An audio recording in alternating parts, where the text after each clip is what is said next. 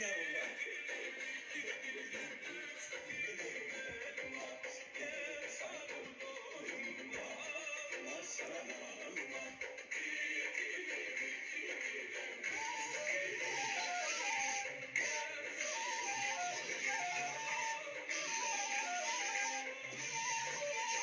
Saygıyakta, selam Almanya'ya kadar, Aklat'ta, selam gönderiyorum Saygıyakta. Narkemara Saylo, bura herkesi, Demele Sayda da benim kolumda. Şu ana kadar hiçbir hünermen kimse oynamış değildi. Müzik ritimleri akidecim o dedi Sayda'dan bak. Helal ha.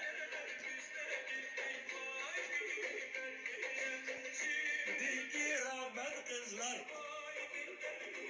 Ya vay rağbet.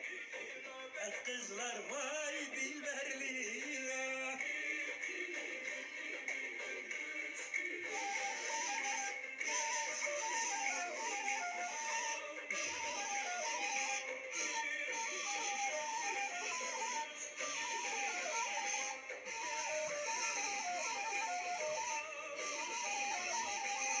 Siz helal hazır. Selam gönderiyorum Celal güzel sesin kabrına. Sen onun yeğenisin. Ama bunu bil ki her müzikin ritimlerinde bas, tenor, bariton, beyat,